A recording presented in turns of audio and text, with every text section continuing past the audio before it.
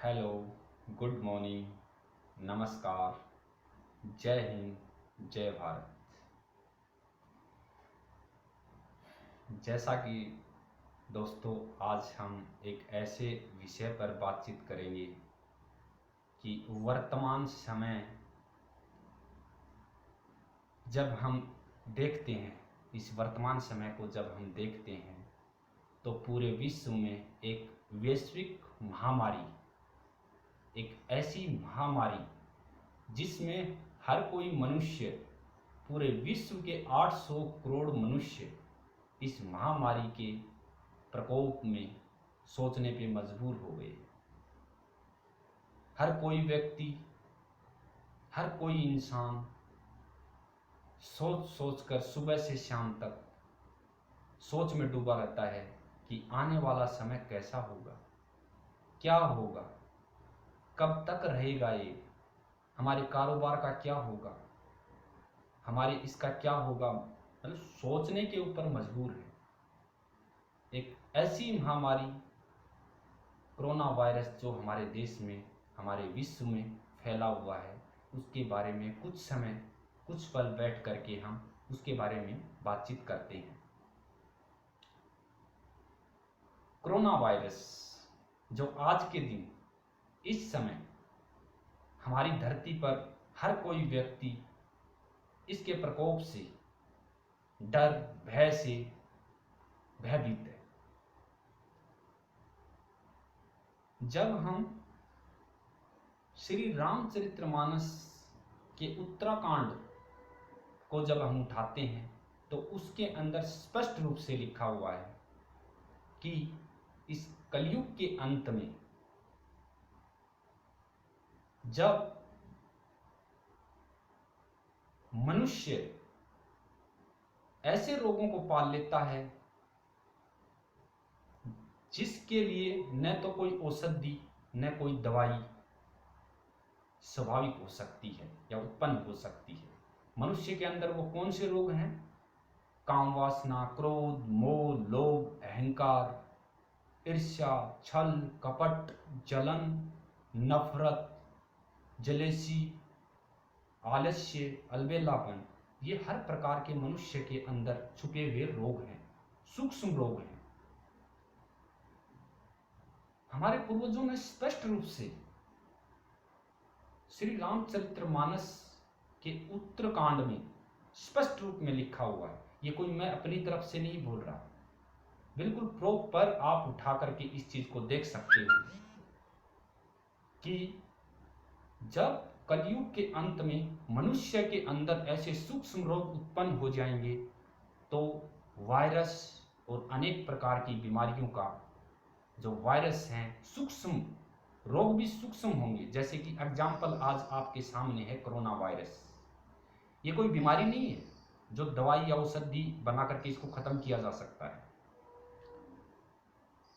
इसको खत्म करने के लिए जो चीज हमने बनाई है उसी को खत्म करना पड़ेगा। जैसे कि रोग हमने क्या पैदा किए? काम, क्रोध, मोह, लोभ, अहंकार, ईर्ष्या, छल, कपट, जलन, नफरत, आलस्य, अलबेलापन, जलेसी, इस प्रकार के जो रोग हैं हमने उत्पन्न किए हैं। जब ये उत्पन्न किए हैं तो वायरस का आना इसके ऊपर स्वाभाविक है। जिस प्रकार हम अपने घर में साफ सुथरी जगह पर गलती से कीचड़ लग जाता है या कुछ छोटा मोटा ऐसे गंद बच्चे डाल देते हैं तो उसके ऊपर जिस प्रकार से मक्खी का, मच्छर का बैठना स्वाभाविक है, उनके ऊपर मक्खी मच्छर बैठेंगे, उनको रोक नहीं सकते हम। हो सकता है कुछ समय के लिए उड़ा दी, लेकिन फिर दोबारा वहीं पर आकर बैठ जाएंगे। या हो सकता उनके लिए कोई दवाई वगैरह ऐसे कुछ नहीं बन सकती, क्योंकि जब वो कीचड़ है, कीचड़ पड़ा हुआ, तो उसके ऊपर मक्खी मच्छर आएंगे। हो सकता है हम किसी दवाई के द्वारा उस कीचड़ के ऊपर कुछ समय के लिए ऐसी कोई कीटनाशक दवाई डाल दें, तो हो सकता है 1 घंटा, 2 घंटा या 3 घंटा, ज़्यादा से ज़्यादा पावरफुल दवाई होगी 4 घंटा, तो वो उस कीचड़ के ऊपर डाली हुई दवाई का असर खत्म हो जाएगा। लेकिन फिर दोबारा उस कीचड़ के ऊपर मक्खी मच्छरों का बैठना स्वाभाविक है। आएंगे मक्खी मच्छर। इसी प्रकार से मनुष्य के अंदर जो रोग आज के दिन कलयुग के अंत में जो पैदा हो गए हैं, जो पहले की जो हमारी जो संस्कृति है, जो सुख शांति आनंद प्रेम खुशियों का आनंद का प्रेम का जो वातावरण था वो बिल्कुल लुप्त हो गया है।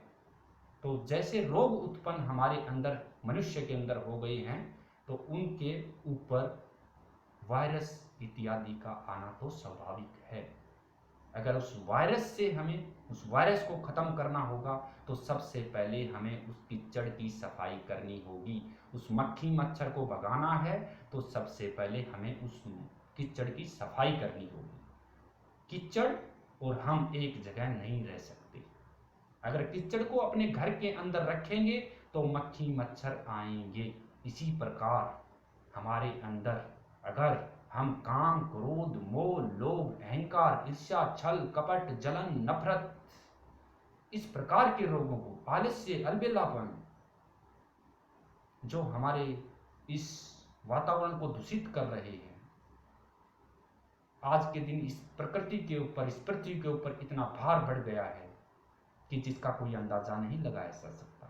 तो प्यारे भाइयों, ये हमारे खुद के द्वारा कोई बोलता है कि ये कहाँ से आ गया वायरस, ये वायरस आया नहीं है, ये हमने बुलाया है।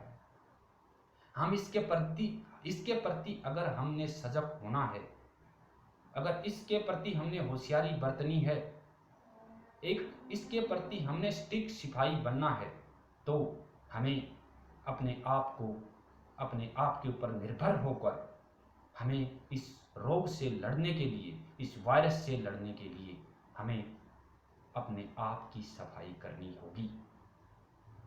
तो कोरोना वायरस क्या हमारे अंदर कोई भी किसी प्रकार का वायरस अटैक नहीं कर सकता।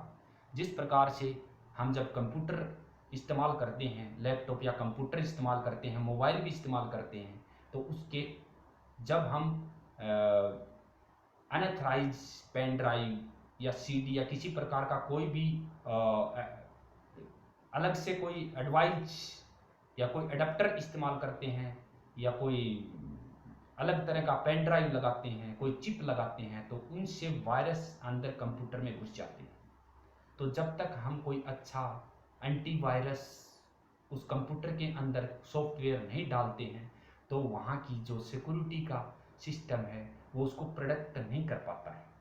जब तक हम सॉफ्टवेयर उसके अंदर एंटीवायरस जब तक हम नहीं डालते हैं तो उसको प्रोटेक्ट नहीं कर पाता है कंप्यूटर अपने आप को, वो या तो बंद हो जाएगा। तो इसी प्रकार इंसान भी सेम, इंसान को देख करके सारी चीज़ें बनी हैं। तो कंप्यूटर के अंदर जिस प्रकार से वायरस घुस जाता है, अभी इसी प्रकार से मनुष्य के अंदर भी वायरस घुसने का कारण मनुष्य के अंदर की कमी कमजोरियां, विकार है जो वायरस को उत्पन्न कर रही है। उस कीचड़ के ऊपर मक्खी मच्छर का बैठना स्वाभाविक है। इसी प्रकार हमारे जो अंदर छुपी हुई जो सूक्ष्म बीमारियां हैं, काम क्रोध मोह लोभ अहंकार ईर्ष्या छल कपट जलन नफरत, ये जो बीमारियां हैं, इनके ऊपर हमारा जो वायरस का बैठना स्वाभाविक है। अगर इस वायरस हमारे नजदीक भी नहीं आए तो हमें सबसे पहले हमें उस कीचड़ को साफ करना होगा, उस कीचड़ को धुलाई करना होगा। तो हमारे अंदर वायरस का कोई किसी प्रकार का भी बीमारी उत्पन्न नहीं हो सकता, नहीं गलती से कोई आकर के मक्खी मच्छर बैठ सकता है।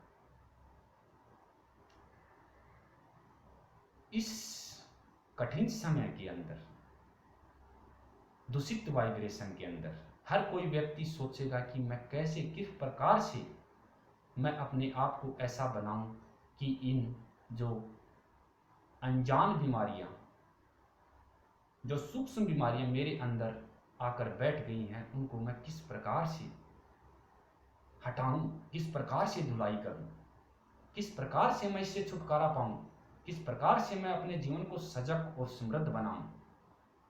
तो इसके लिए प्यारे भाइयों, आज मैं बताता हूं कि जब हम श्रीमद् भागवत गीता पढ़ते हैं तो उसके अंदर स्पष्ट रूप से ये भगवान के महावाक्य हैं, ये कोई किसी व्यक्ति के लिखे हुए महावाक्य नहीं है।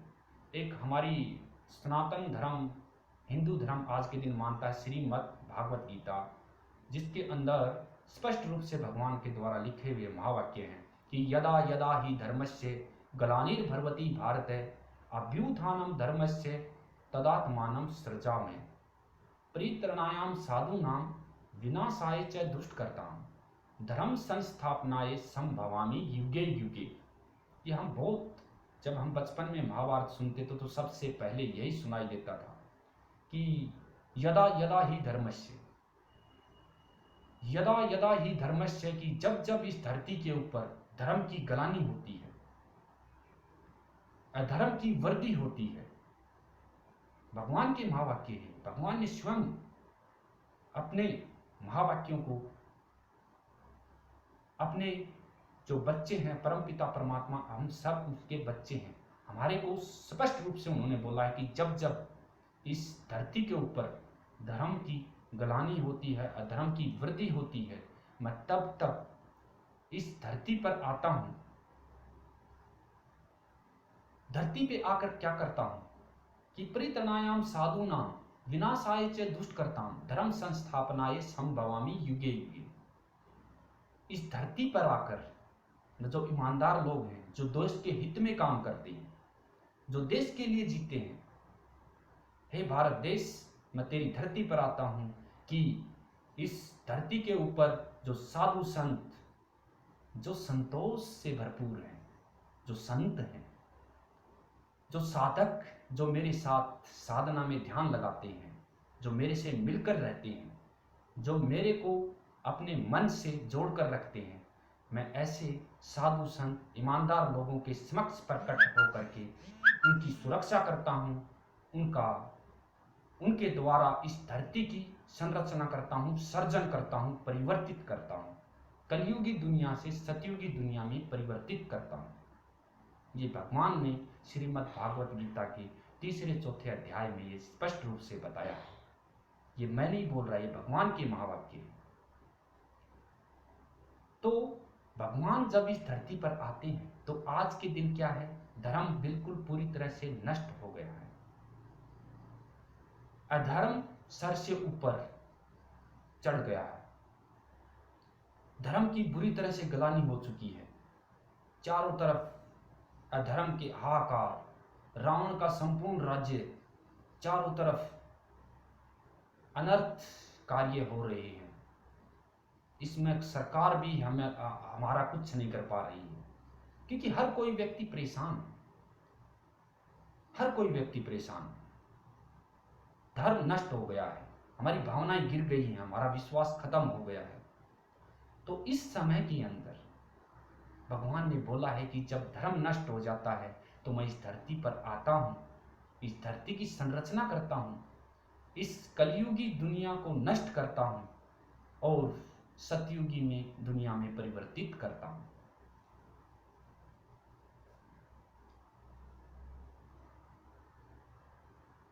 तो जब हमारे को ये बात बोल रहे हैं कि मैं इस धरती पे आ गया हूं, इस धरती पर अधर्म फैल गया है, इसको मैं अधर्म को नष्ट करने के लिए, धर्म के रास्ते पे चलने वाले लोगों की सुरक्षा में करने के लिए मैं इस धरती पर आया हूं, आया हुआ है। आज के दिन भगवान हमारी धरती पर आया हुआ है, हमें अपने तार को उसके तार के साथ जोड़ना होगा, तब हम इस कठिन समय से मुकाबला कर पाएंगे। आने वाले समय के अंदर बहुत सारी ऐसी समस्याएं उत्पन्न होंगी, क्योंकि हर कोई व्यक्ति, आज के दिन भी हम देख सकते हैं, इतने कठिन समय के अंदर भी हमें समझ में नहीं आया कि हमें क्या करना चाहिए। आज के समय एक ऐसा समय जिसके अंदर हर कोई व्यक्ति एक दूसरे के प्रति हमदर्दी जताता है, लेकिन आज के दिन भी एक व्यक्ति दूसरे व्यक्ति के प्रति खाने पे तुला हुआ है। जब ऐसे समय के अंदर भी, ऐसी परिस्थिति के अंदर भी एक मनुष्य के प्रति अपनी भावनाएं, अपनी शुभ भावनाएं, अपनी शुभकामनाएं क्रिएट नहीं कर सकता तो फिर कब कर पाएगा। तो आने वाला समय हमारे लिए थोड़ा सा और कठिनदायक होगा। अगर हम कठिनदायक से अगर आसानदायक बनाना है तो हमें इन रोगों को धुलाई करना होगा। धुलाई करने के लिए हमारे पास भगवान स्वयं खुद इस धरती पर आए हुए हैं। हमें धुलाई करने के लिए वो स्वयं वाशरमैन बनकर हमारे पास आए हुए हैं। वो स्वयं बोल रहे हैं कि आप मेरे पास आओ, मैं आपका इन रोगों से, जो आपके अंदर विकार रूपी सूक्ष्म विकार, सूक्ष्म बीमारियां जो आप लोगों के अंदर बैठी हुई हैं, उनसे मैं आपकी धुलाई करूंगा। जब हम उसके साथ, भगवान के साथ अपने तार से तार जोड़ देते हैं तो हमें कोई भी किसी प्रकार का वायरस, क्या कोई भी हमें बीमारी छू नहीं सकती। जब आज के दिन मैक्सिमम लोग क्या है, एक चीज शास्त्रों में हमारे पूर्वजों ने और भी बताया है, जब ये बीमारी आई तो एकदम से हाहाकार हुई, एकदम से बोला क्या हो गया, कैसे हो गया, ऐसे नहीं करना, वैसे नहीं करना, ये शुरुआत हुई थी। लेकिन आज के दिन थोड़ा सा वो जो उसके अंदर सावधानियां जो हमें बरतनी चाहिए, उनके पीछे हम हटते जा रहे हैं।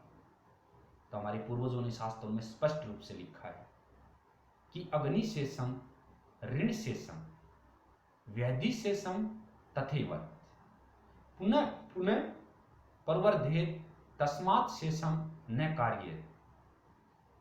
कि अग्नि और कर्ज और बीमारी को अगर हम हल्के में ले लें तो वो एक विनाशकारी रूप लेकर के हमें बर्बाद कर देती है, हमें ख़त्म कर देती है, हमें नष्ट कर देती है। तो प्यारे भाइयों, आज हम इतना ही कुछ समय के लिए बातचीत किया। अगर आप लोगों को हो सकता है किसी को बुरा लगा हो तो मुझे माफ़ करना। जय हिंद, जय भारत। एक ज़रूरी सूचना मैं आप सभी के बीच में